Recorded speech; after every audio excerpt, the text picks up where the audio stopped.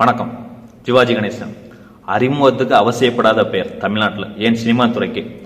தன்னுடைய உடலுறுப்புல ஒவ்வொரு அங்கத்தையும் நடிக்க வச்சு திரையில நம்மளை பார்க்க வச்சு சிலிர்க்க வைத்த மாபெரும் நடிகை. அவருடைய உயர் பண்புலன்கள் என்னன்றி கொன்றாருக்கு மொய் உண்டா மொய்வில்லை, செய் நன்றி கொன்ற மகருக்கு.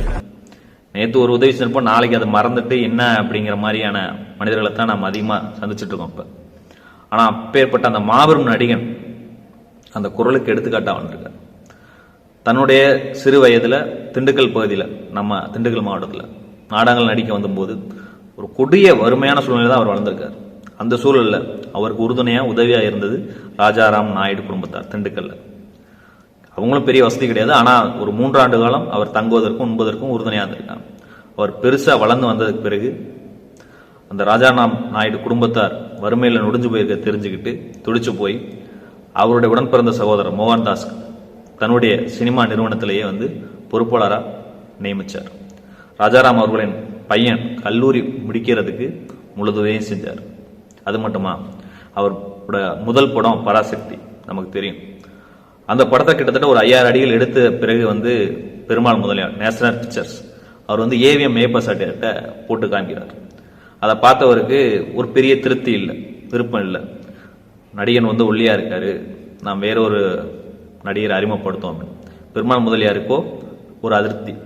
இவருக்கு ஒரு இளைஞனுடைய கனவை தட்டி பறிக்கணுங்கிற ஆசை எனக்கு இல்லை, இவர் ஒல்லியாத இருக்கிறதான பிரச்சனை அப்படின்னு சொல்லிட்டு அடுத்த ஒரு 3 மாசம் நல்ல உணவு, ஊட்டத்துல உணவு, சத்தான உணவுல கொடுத்து சிவாஜி கணேசன் அந்த படத்துல முழுமையாக நடிக்க வைக்கிறதுக்கு உறுதுணையா இருக்கார். அப்படி வெளிவந்த படம் தான் பராசக்தி. அதோட வசனங்கள் இன்ன வரைக்கும் உணர்ச்சி பொங்கக்கூடியதா இருக்கும், இக்காலத்துக்கும் பொருந்தக்கூடியதா இருக்கும். அதுக்கு பிறகு ஒரு பெரிய வளர்ச்சி தான் சிவாஜி கணேசன் ஐயா அவருடைய வளர்ச்சி. அதற்கு பிறகு ஒவ்வொரு வருடமும் தைப்பொங்கலப்ப பெருமாள் முதலியார் குடும்பத்துக்கு போய் குடும்பமா போய் ஆசீர்வாதம் வாங்கிட்டு வரதை வழக்கமா வச்சிருக்காரு. ஒரு வயது மூப்புல பார்த்தோன்னா பெருமாள் முதலியார் அவர்கள் தவறிடாங்க. அந்த சூழலில் பார்த்தோன்னா சிவாஜி கணேசன் ஐயா சபரிமலைக்கு மாலை போட்டிருக்காங்க. மாலை போட்டு தான் இந்த மாதிரியான கேதகாரியங்களில் பங்கெடுக்கக்கூடாது. இவருக்கு பலரும் சொல்லி பார்த்தாங்க, அதுக்கு பிறகு மலைக்கு போயிட்டு வந்த பிறகு பார்க்கலாம் அப்படிங்கிறது. ஆனால் அவருடைய மனம் கேட்கல.